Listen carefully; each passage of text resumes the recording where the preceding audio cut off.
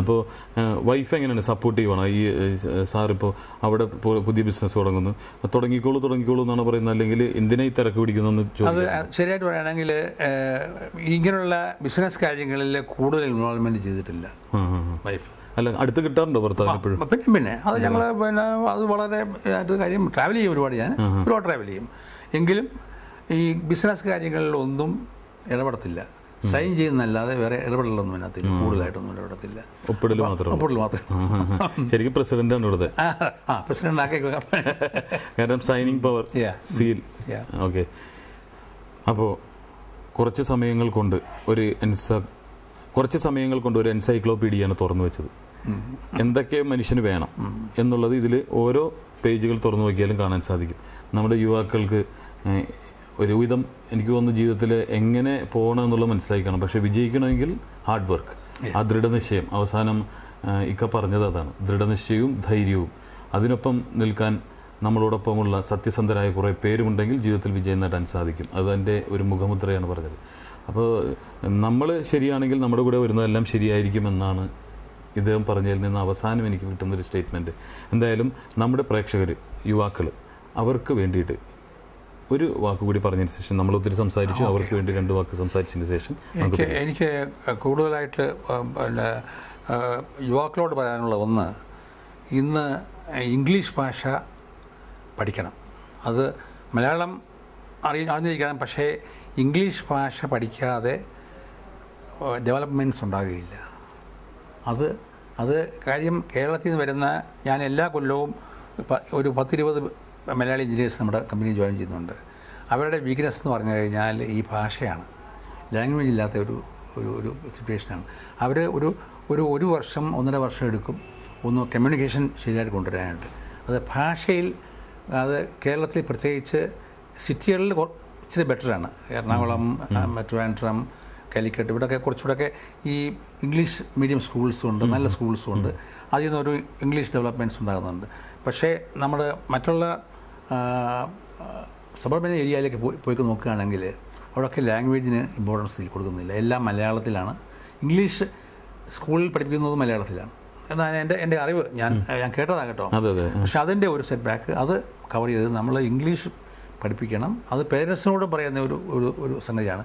കുട്ടികളെ ഇംഗ്ലീഷ് സംസാരിക്കാനും എഴുതാനുമുള്ള ഒരു അഭിരുചി ഉണ്ടാക്കിയെടുക്കണം. അത് വളരെ അത്യാവശ്യമാണ്.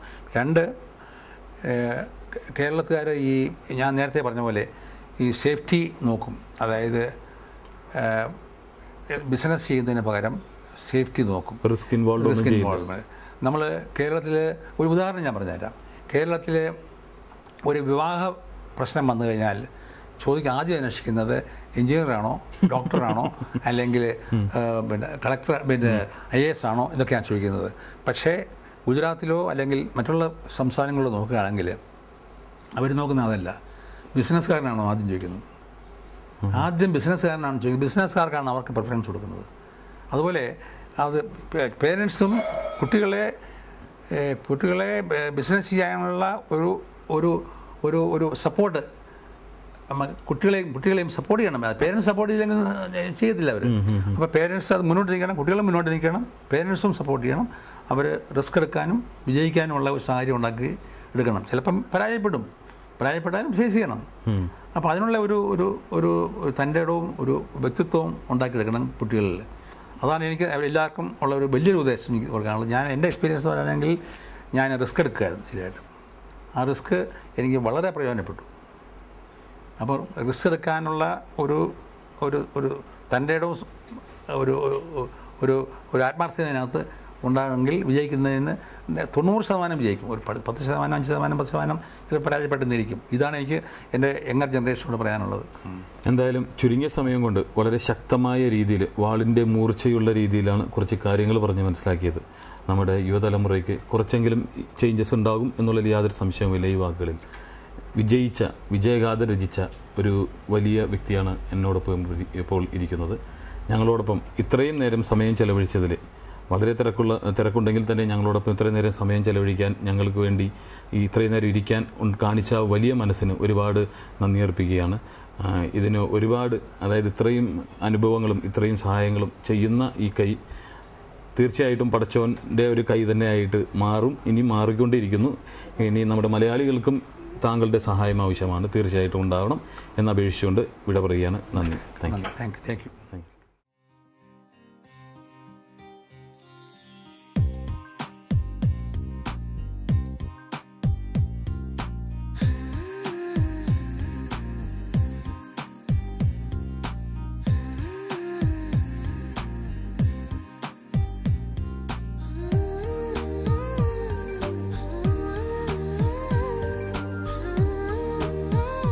ഇനി പ്രേക്ഷകർക്കുള്ള ചോദ്യമാണ്. 1 മണിക്കൂറിനുള്ളിൽ ഞങ്ങൾ പറയുന്ന ഫോൺ നമ്പറിൽ നിങ്ങൾ വിളിച്ചറിയിക്കുക. ശരിയായ ഉത്തരം പറയുന്നവർക്ക് ഞങ്ങളുടെ സമ്മാനമുണ്ട്. ചോദ്യം ഇതാണ്: ലോകത്തിൽ ഏറ്റവും അധികം മുസ്ലിംസ് വസിക്കുന്ന രാജ്യം ഏതാണ്? ചോദ്യം ഒരിക്കൽ കൂടി ഞാൻ ആവർത്തിക്കുകയാണ്. ലോകത്തിൽ ഏറ്റവും കൂടുതൽ മുസ്ലിംസ് വസിക്കുന്ന രാജ്യം ഏതാണ്? ഉടനെ തന്നെ ഞങ്ങൾ പറയുന്ന ഫോൺ നമ്പറിൽ വിളിച്ചറിയിക്കുക. ഞങ്ങളെ വിളിക്കേണ്ട ഫോൺ നമ്പർ 0484-231-7782 അല്ലെങ്കിൽ 83. ഫോൺ നമ്പർ ഒരിക്കൽ കൂടി 0484-231-7782 അല്ലെങ്കിൽ 83.